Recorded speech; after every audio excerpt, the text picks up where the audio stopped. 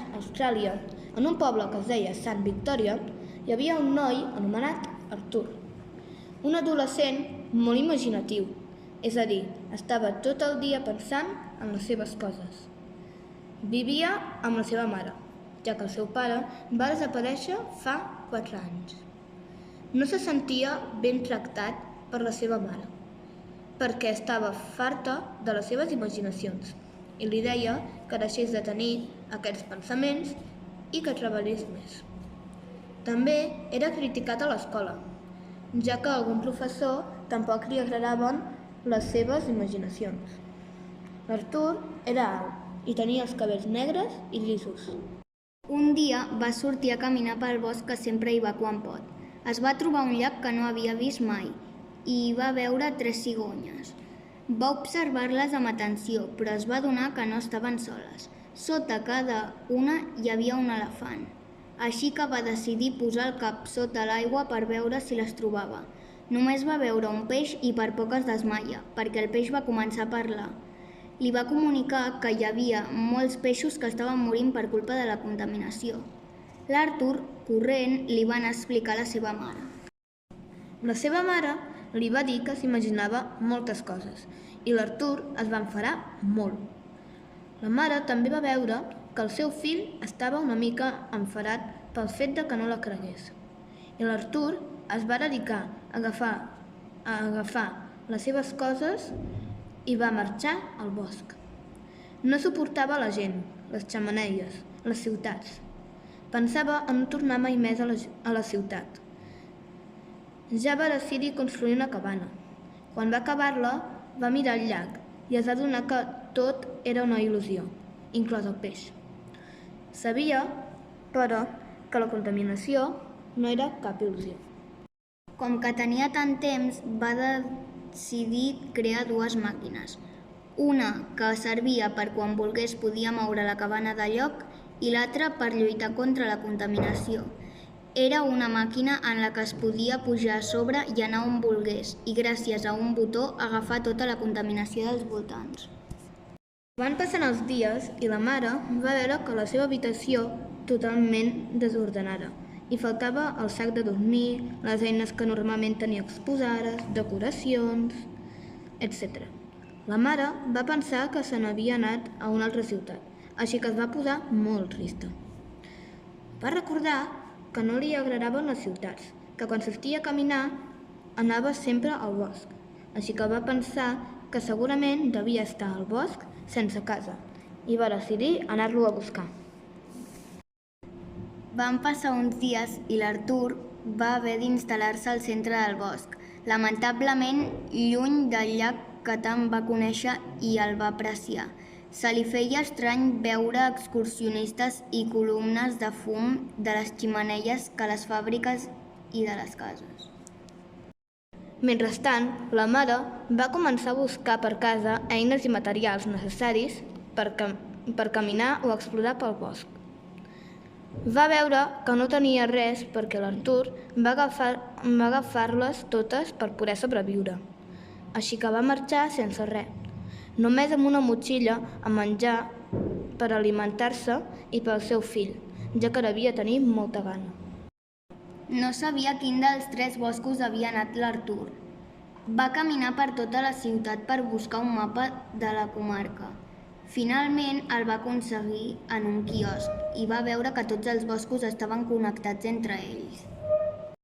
L'Artur estava trist per no poder veure més aquell llac, que tant li va agradar conèixer. Va intentar recordar en quina direcció estava el llac, fins que va recordar que ho tenia apuntat en un mapa que va guardar a la casa. Va comprovar que el llac estava cap al nord.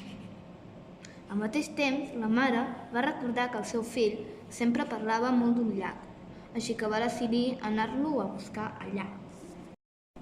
L'Artur va preparar una de les seves 2 màquines per poder moure la cabana de lloc. La mare va pensar en els recorreguts que feia el seu fill i va anar cap a on ell normalment anava. Els 2 s'anaven acostant al llac i veuen una xemeneia cada vegada més a prop. Era d'una fàbrica que feia servir el llac a magatzem combustible. Va decidir acostar-se a la fàbrica, però tot va anar pitjor. L'aire estava barrejat amb el fum i hi havia valles que no deixaven entrar-hi, però es van veure les cares de lluny. L'Artur va començar a córrer molt sorprès de veure la seva mare. Hagués fet un sol esforç per trobar-lo? Com vas poder marxar de casa? Que et vols posar malalt? Va dir la mare. M'hauria posat malalt si hagués continuat vivint en la ciutat, amb tantes crítiques asfixiadores, va afegir l'Artur. Aquell cau no era una casa per mi. Era un lloc on una senyora em donava ordres. Per què penses que em vaig escapar? Va seguir ell.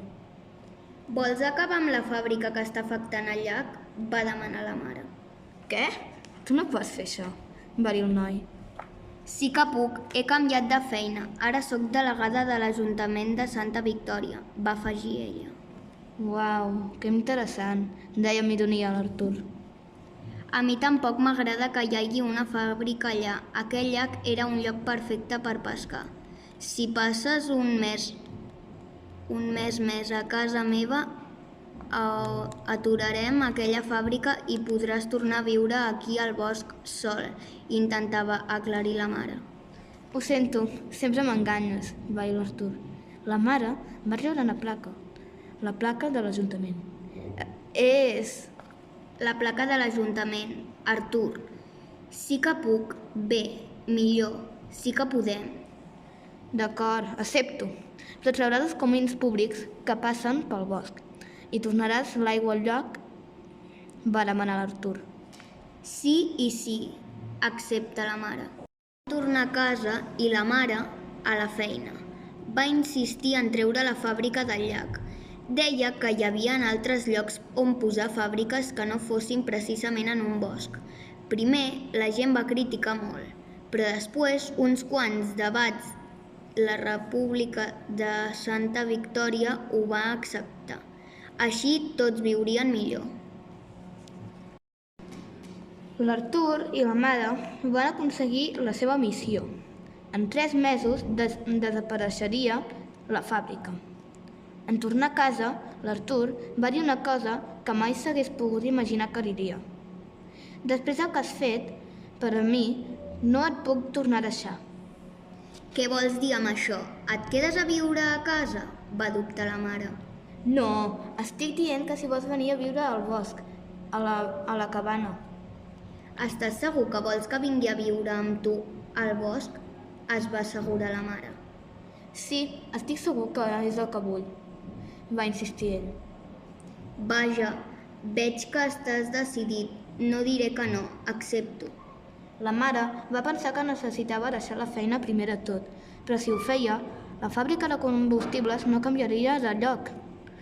Va decidir treballar fins que la fàbrica estigués en un altre lloc i després deixaria la feina. Van pujar a la cabana i van anar a les profunditats més profundes del bosc. Van veure que hi havia zones d'aquell bosc que eren màgiques. Així que van mirar totes les zones màgiques i s'ho van passar molt bé. Ja han passat 3 anys des que van començar a viure junts al bosc. I resulta que tenen tots els animals del bosc a favor seus. L'Artur té una guineu com a mascota I la mare un cangur.